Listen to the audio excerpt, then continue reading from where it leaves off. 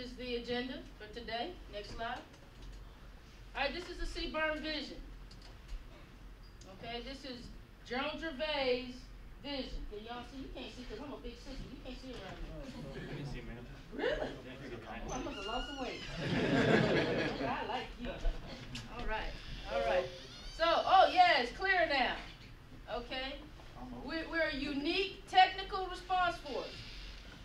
That's accurate, right? Right. Y'all got some pretty who are training, schooling, right? You have particular certifications, correct? So, standing ready to defeat hazardous material, assist DOD and Army efforts to counter weapons of mass destruction across the full spectrum of unified land operations, anytime, anywhere, right? World-class education and training, that gets to your certifications, right? We're all hazmat techs for 349 folks? All right, those that are 74 deltas. Okay. All right. Internationally recognized certifications, right? That means we can transport our skills from CONUS to OCONUS and still be legal, right? When we're helping other nations, and backed by the scientific way of the United States and collective capabilities, domestic and worldwide. All right. So, ends, ways, and means. This is how we're going to hear the means. All the diverse capabilities that we have, right? You can see the color code here, the oranges, the kind of burnt orange is active forces, right? And this is all centered on technical expertise. Then Guard, they have a portion, right? And then the Army Reserve, you see where we're at. And you see the areas where we are the most prevalent, right? What are those areas? All hazards, and this one here too, right? Okay. All right. So, for all hazards, what does all hazards mean? Any hazard, right? Whether it be man-made, right? Weapons of mass destruction, ticks and TIMs, right? Or if it's a natural disaster, okay? All hazards means just that we should be able to respond with the technical expertise and capabilities that we have been given to support either first responders here, CONUS, or OCONUS, our international partners. Cool? All right. So we're planning, we're assessing, characterizing, advising, and mitigating. All right? How are we going to do that? Well, CWMD operations. All environments. It just makes sense if we're doing all hazards, we're going to do it in all environments, right? Okay, so that just makes sense. For shaping, here are the things that we do when we're shaping. We're preparing, preventing, and protecting. We're going to be decisive when we respond. What does that mean? Decisive in our response. Not trying wishy-washy. Well, if we did, like, we're going to be immediately right there. We're going to be assessing everything. We're going to be going at it. We're not going to try and saying guess. We're going to try and make sure we get the right side taken care of. Right. What does decisiveness bring? Balance of action. Okay, action. No room for error. Balance of action. I like that. I like that. No room for error. No room for error. Well, we're human, Oh. but I get what you're saying. I get what you're saying. But what I'm trying to get to is we're working with partners, right? So if we come in wishy-washy, as you said, not knowing our jobs, what does that do? Trust and confidence. Trust and confidence, exactly. So if we're decisive in our response, we know what we're doing, we have our skill sets, and we can act immediately, we build confidence in those that we're working with, right? Okay? And then sustaining. We got to sustain what we've already got, right? Your training, right? And when we're going out, sometimes we have to be on site a little longer than we anticipated. Or then we have, by doctrine, let me go that route. Doctrine may say that the decon unit can stay on site for how long? What's your TTP say, 349? Decon.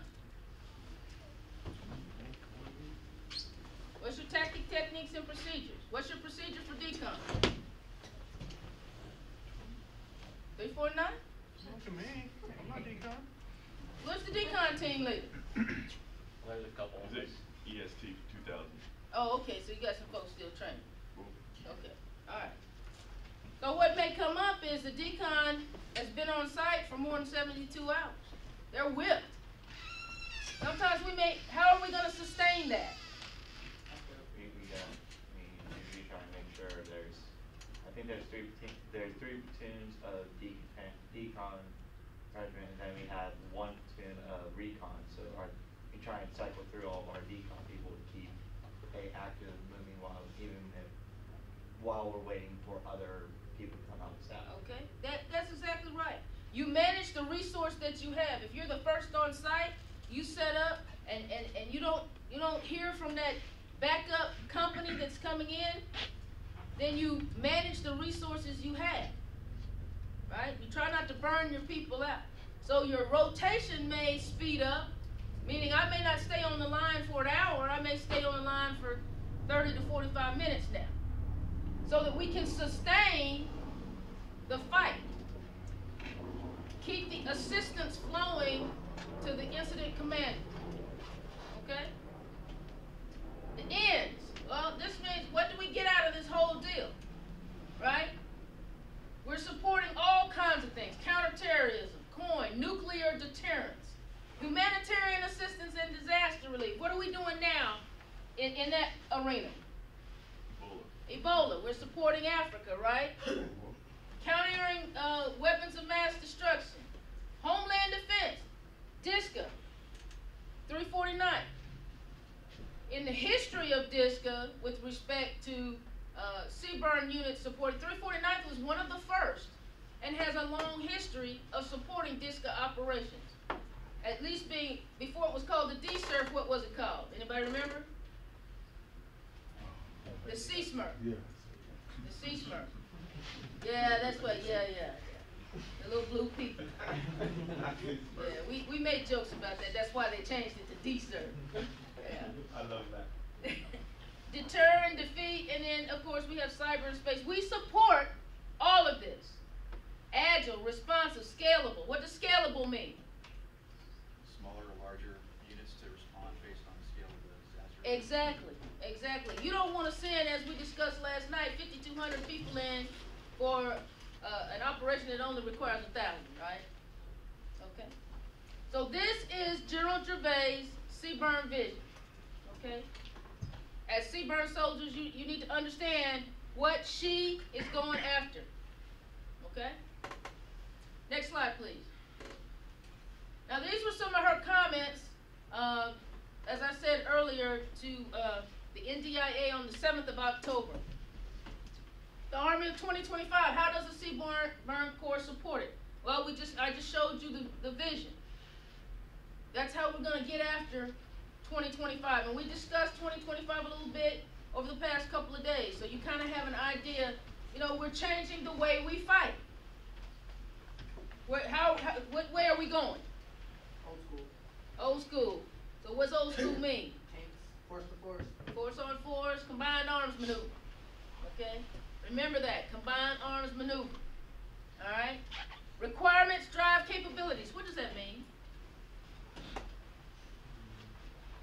Anybody tell me what that means? It means that if we got a bunch of tanks attacking us, for instance, right, and we may not necessarily, the logical thing would be, all right, we need tanks to fight tanks, but we may not need tanks. We may need to just destroy tanks.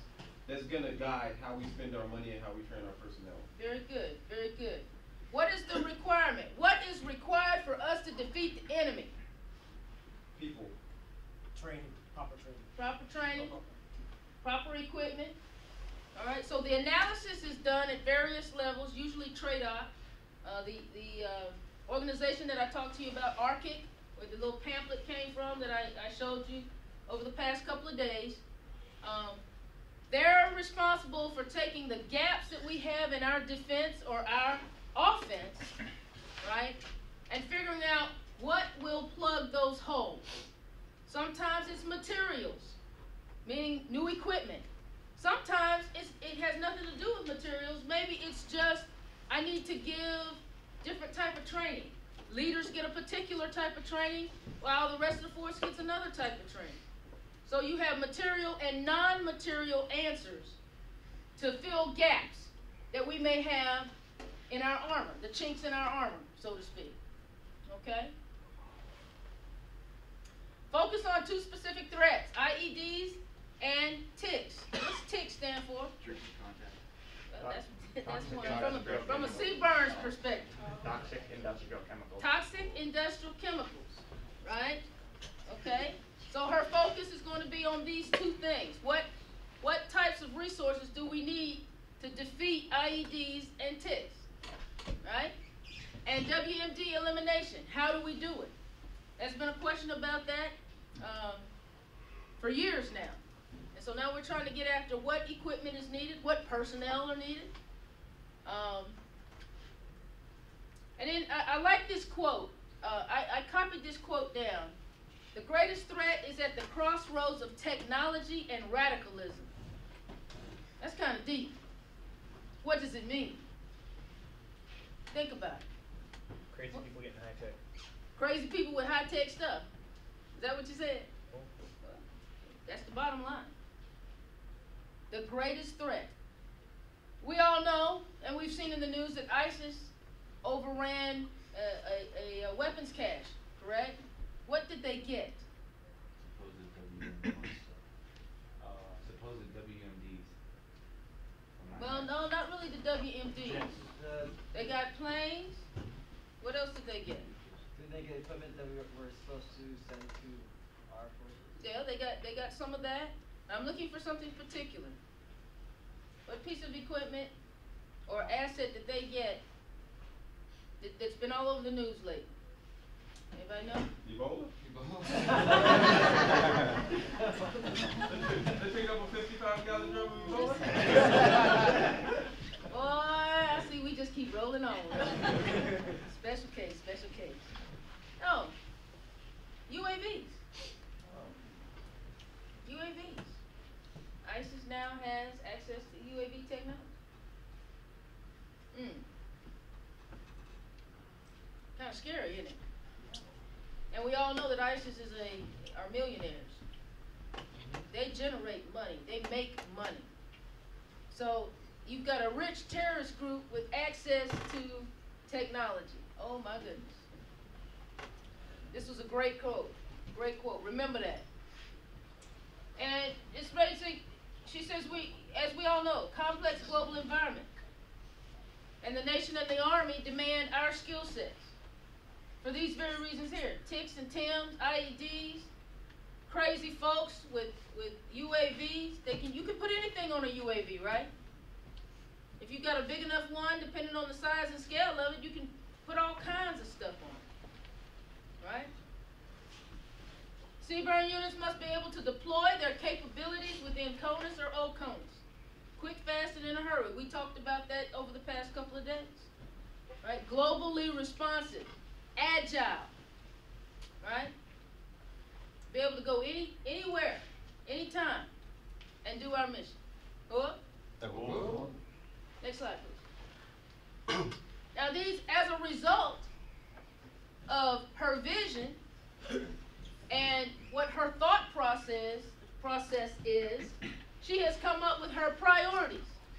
Now what the colors mean, purple or the bluish purple, means what?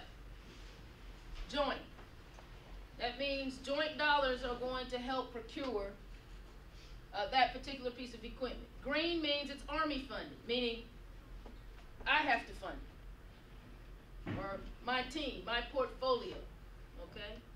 So if you look at what's the #1 priority, DRSKO, which the 349th is going to get in FY18. FY18. And I'm going to do a quick down and dirty on what's in that system, okay? Joint Biological Tactical Detection Systems is our #2 priority. That's a joint program. And the Mass Casualty Modular Decontamination System, you know, her #3 priority. CREST kit, that's something that we use to detect explosives, all right? So as you can see, 22 priorities. And as we in the G8 begin to fund them, of course, you know, these others will move up. Okay? So these are her priorities. Now, as I stated before, we have material priorities or we have non-material. These three are non-material, related to approval of the current force design update, which I'm going to talk to you about in just a few minutes. The follow-on update for special capabilities. You know, we have technical escort units, we have civil support teams, we have all kinds of shades of CBRN capability. They all get some kind of different piece of equipment. We're not standardized in some of these areas. And that's okay.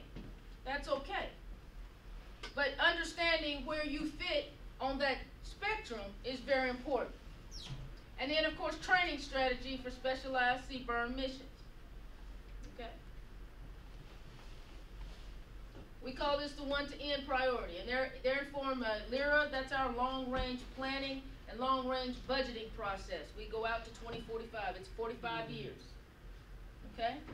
And science and technology. As science and technology gets better, what do? We adapt, right? We incorporate it into either current capabilities or we add capability to our force as a result of new advances in science and technology. Okay? Next slide, please. This is the chemical force update that was just signed by the Vice Chief of Staff of the Army. Okay? Now over here is the organization mission. And did you read that for me there, sorry? Got small in. Yes. To optimize the design of the chemical regiment to meet Army 20 objectives by providing a chemical force capability to support the theater, Army Corps, and division that provide mission command, WMD elimination, WMD passive detection, hazardous material response, CBRN consequence management, and sustainment operations in support of unified land operations. Okay. What I really want you to get from this slide is where is your unit? Now the 349th y'all are what? Maneuver support? So this is where you are right now. And it is hard to see. But I'm going to leave these slides with you guys. So you're going to go from approximately 113, 116 folks to this structure right here. Okay? So you look at the personnel impact. What component are we? Component 1 is who? Active duty. Component 2? National Guard. And we're what? Okay. So we look down here at component 3. This is the current. You have 200 officers. Now this is across the force now.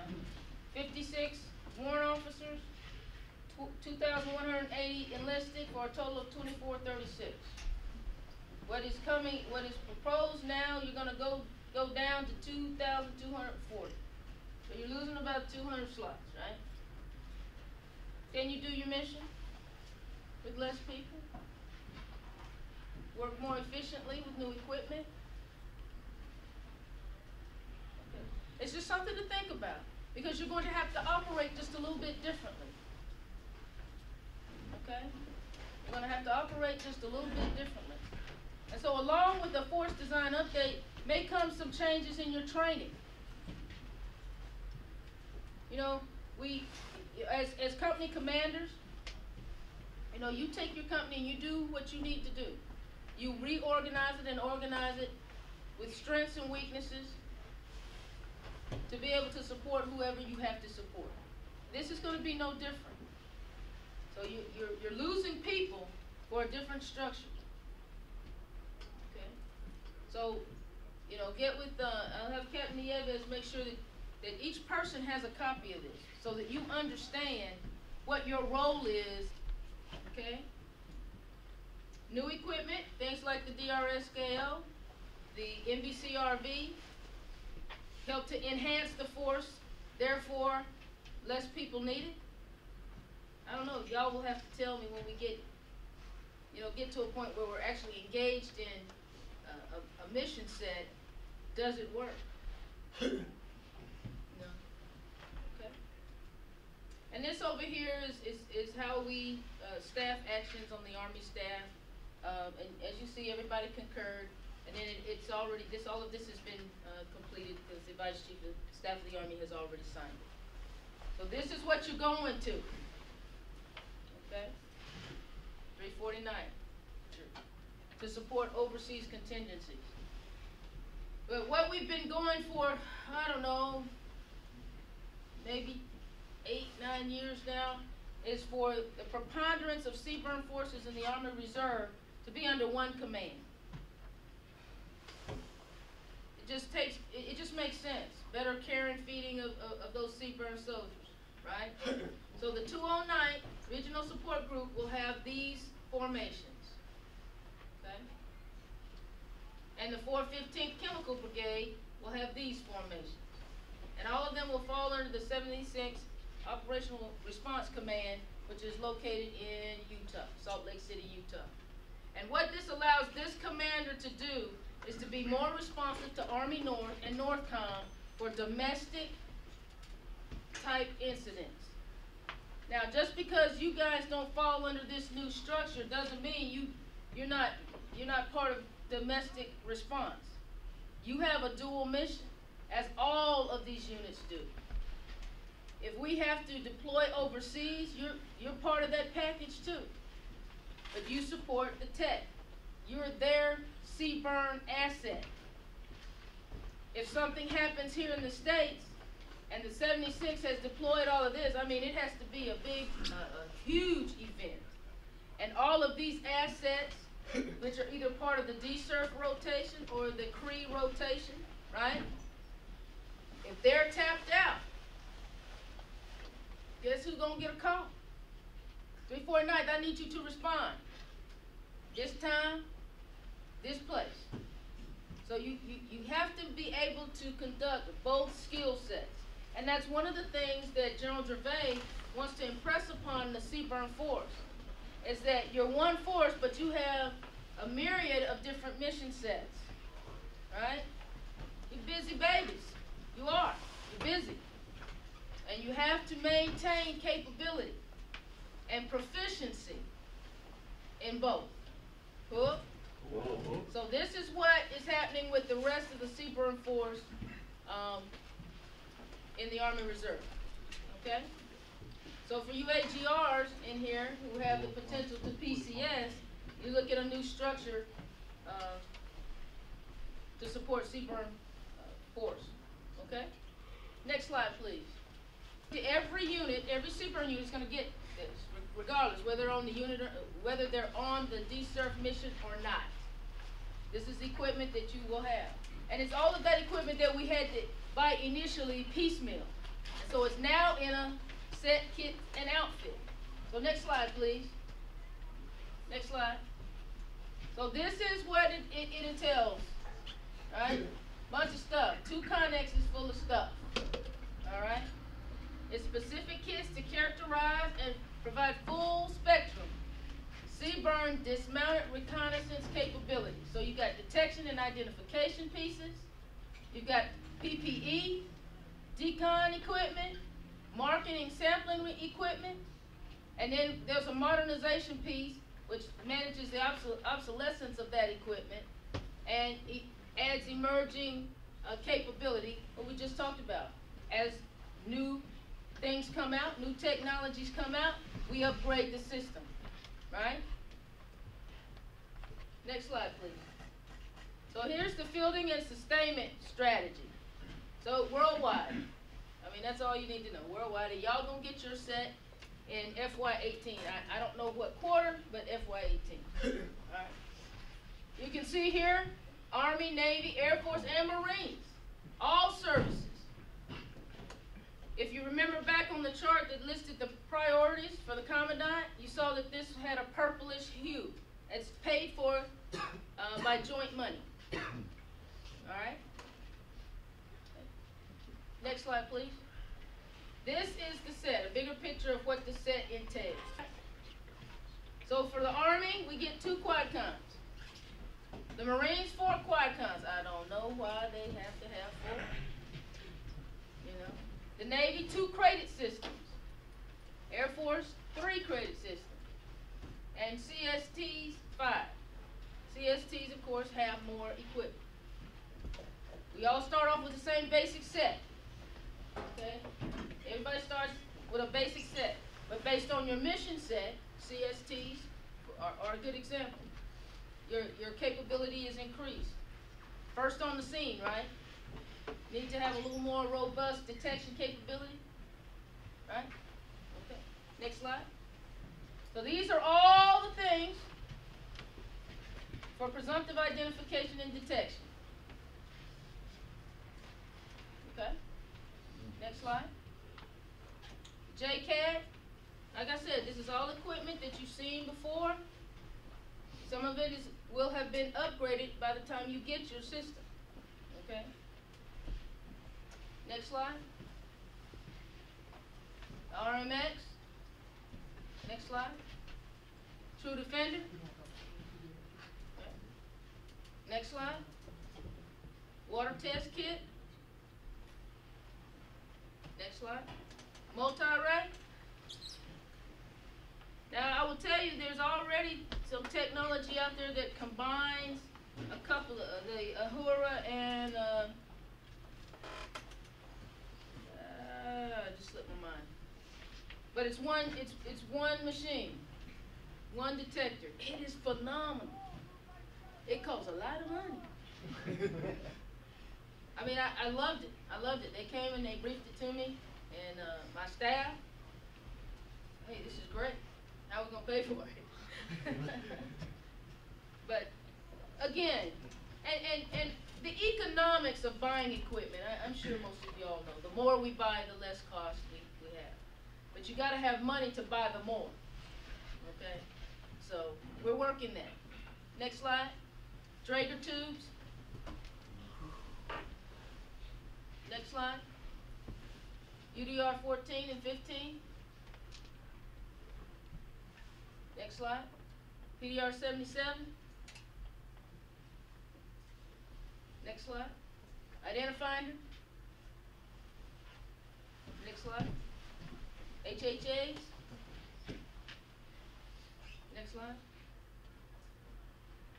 Water monitor. Next slide. FIDO. Tracing explosives, right? Next slide. Sampling and preservation. Next slide. We all know the Quicksilver package, right? Next slide. CVSS. Next slide. Cooler. This is not for your beer. Not for your beer. Next slide. Marking kit. Next slide. ECU. Next slide. PPE. Next slide. And it just goes through the different types of PPE that are in there. Level A, B, C. Next slide. Next slide. Let me ask y'all a question about the blower suit. Have y'all had the blower suit before? Okay. We got it in as part of the 773rd Civil Support Team over in Europe. And my soldiers didn't particularly like it. So I'm interested when you get your kit to try it and see how you like it. Because they really didn't care for this particular PPE. Okay. Next slide. Of course, you gotta have your boots. Next slide. And your SCBA. Next slide. PAPR. Next slide. Compressor. Next slide. Fill station. Next slide. Pressure test kit. Next. PDS. Next. And any auxiliary equipment, so your cameras, your litters, your Hazmaster, your tough books, your communication pieces, and of course your Motorola's. This is what I manage. This is what I manage. So you can see I have EOD, contamination avoidance, collective protection, MP's armored security vehicle, forensics, combat identification. There's all of our consequence management stuff right there. CA, MISO, UGS, robotics, obscuration, that's our smoke. All of our systems that work together with base defense, counter sniper, and non-lethal. That is my portfolio. And you see a large part of it is all CBRN type stuff. Equipment, obscuration. Okay, next slide. Your strikers. What did y'all say, y'all, a couple of weeks, couple months? January. January. Yeah, So, it started in January. okay, so your fielding will start in January. On board the striker is the NBCRV sensor suite. Okay? So these are all the pieces that help you do your job in this vehicle. Cool? Y'all gonna be rolling. Y'all gonna be rolling. You look at that machine come down the street, baby. Woo! How much of that equipment is duplicated in a bids or duplicates what's in a bids? Well, you've got the biological detection, because bids is just strictly biological. It has no chemical detection in it. So that's really what you have for the bid. So with the NBCRV, you get it all. I want it all. Y'all know that commercial? You got it all right here. And what I would tell you is these pieces of equipment inside your striker vehicle have to be well taken care of. It's very sensitive. Just like the bid. You gotta stroke on it and love on it and take care of it. Make sure you're doing your PMCS. A lot of care and feeding has to go into this system for it to perform the way you need it to, when you need it to.